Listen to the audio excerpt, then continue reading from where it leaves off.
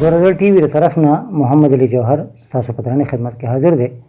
قدرمنو، نن زموږ سلسله رواني چارې او رواني چارې کې موږ تاسو سره خبرې اترې کوو په مختلفو کرنٹ کوم ایشوز دي، کرنٹ موضوعاتو باندې.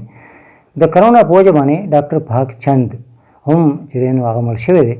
صوابه هسپتال کې ډیوټي کړې وه، نوخار کې هم کړې وه، بونیر کې هم کړې وه. تعلق یې د پاچا کلي بونیر سره و. ډاکټر پاکچند به زه دا ووایم چې ډاکټر پاکچند ډېر انسانیت دوست او ډېر بهترین سړی و، ډېر زیات خدمات و د هغه د صحت په حواله باندې، د یو ماهر په حواله باندې دا خدمات دي.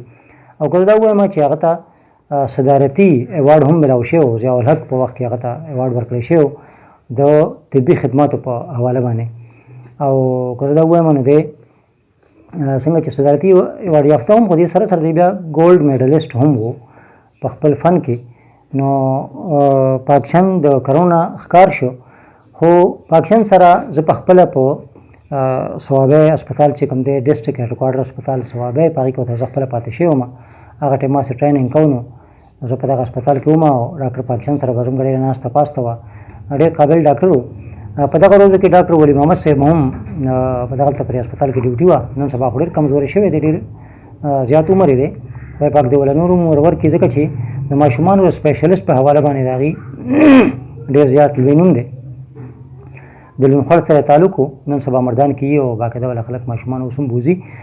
نو موږ به چې کله د واټ کې دننه یو کمرې کې تاسو چې هسپتال ته راغلي یقیني چې راغلي وی، نو هر یو واټ کې یو غوړه غونته کمرې چې هغې کې اسسټنټس او داسې ډاکټران صاحبان پکې ناست دي. په هغې کې به اکثر موږ ناست وو. نو ډاکټر ولی محمد صاحب ډېر تبلیغي او ډېر د شرع پابند او ډېر ښکلی سړی. نو هغه به ډېرې ښکلې ښکلې خبرې شروع کړې، داسې ګپې لګوه یاره ډاکټر صاحب تاسو څنګه یې، ټیک ټاک او طبیعت هم ښه دی، او خبرې به ډېرې ښکلې ښکلې خبرې به یې وکړي، دیني خبرې به یې هم وکړي او تبلیغ خبرې به یې هم وکړي. نو اخر کې به یې وي ډاکټر صاحب ډاکټر پاکچند ته به یې وي ډاکټر صاحب مونږ سره ملګري کېږي نه. نو هغه به داسې مسکۍ غونته شو. ډاکټر پاکچند ډېر ښکلی ښه پرسنالټي وه، ډېره مزېداره. هغه به داسې غلی ته مسکۍ شي رانه سره وویل یاره ډاکټر صاحب خبره خو دې ټیک ده، خو بیا به ستاسو په شان شم. اوس دغه ستاسو په شان د جمله کې تاسو سوچ وکړئ، دې کې ډېر لوی حکمت دی او دې کې ډېره غټه خبره ده زموږ مسلمان دپاره.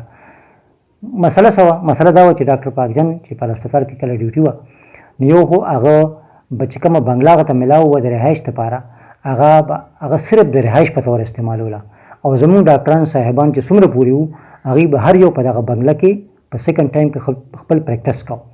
او ډاکټر پاکچند د هسپتال ته بالکل ګیټ ته مخامخ جهانګیري روډ باندې چې کوم هسپتال دغه ګیټ و، هغې ته یې مخامخ ځان له یو ځای اخیستی په کرایه باندې، په هغې کې به پریکټس کو. نو هغو ته یې ویل محمد صاحب یو خبره زه کوم، یو خو تاسو 50 روپۍ فیس اخلئ او زه 60 روپۍ فیس اخلم، او بل تاسو په بنګله کې پریکټس کوئ او زه پریکټس بهر کوم د هسپتال نه، ځکه چې ما ولې په کرایه باندې ځای اخیستی دی، بیا هم زما په 60 روپۍ باندې ګزاره کېږي او ستاسو 50 باندې نه کېږي. په دغه روزو کې دا 94 خبره تاسو ته کومه، دی په 90s کې دی راغلی و صوابه هسپتال ته 1990 کې، او په 94 کې دغلته کې زه وم. دا 94 خبره تاسو ته کومه. نو ورته وی چې په دغه روزو کې بیا ډاکټرانو راغون شو، دي اړتال وکړو ډاکټر پاکچند ته چې ته به موږ ته دوکانداري نه خرابوې او ته به چېرې ټیک 50 روپۍ فیس اخلې. هغه راغی، هغه ورته وویل داسې کار دی چې زما په 60 روپۍ باندې ګزاره کېږي، زه ولې 50 واخلم.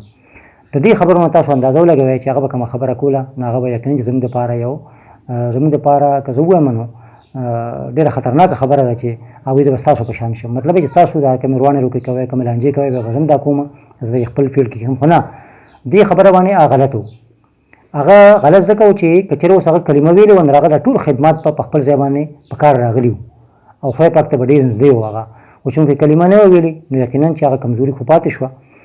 بل یو مثال تاسو له در کوم هم په دې حواله باندې چې تاسو به یقینا چې سبق ویلی چې هغه به مضمون به یقینا چې کتلی، نام دیو مالی یو سبق و او مولوي عبدالحق لیکلی و.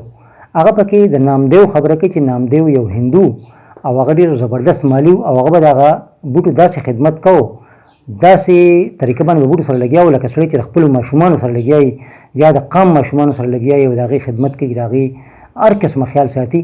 نو مولوي عبدالحق یو جمله په هغې مضمون کې ده، آخري جمله ده، هغه دا ده چې هغه وایي چې که چېرې په خدمت باندې وې، که چېرې په محنت باندې وې، نو پکار دی چې نام دیو مالی په جنت کې په لومړي مقام کې و. خو چونکې کلمې نه ویلې، نو په دې وجه باندې هغه خدمت بې ځایه دی، خو خدمت هغه کړی دی. مونږ خبر د خدمت کوو، خبر د انسانیت کوو. خبره دا ده چې ډاکټر پاکچند ډېر زیات د انسانیت خدمت کړی دی. نو هغه دلته کې ځکه خو اوس هغه باندې زه خبرې کوم، په هغه باندې اخبار والا خبرې کوي، په هغه باندې بل چینل والا خبرې کوي. د هغې مقصد د دې خبرې دا دی چې خدمت یې کړی دی. نو زه وایم که چېرې زمونږ په دې مسلمانانو کې هم د خدمت دغه جذبه را بیداره شي، نو یقینا چې موږ کلمه ویلې ده نو موږ به په پټو سترګو باندې جنت ته ځو. ستاسو ډېره زیاته مننه او شکریه.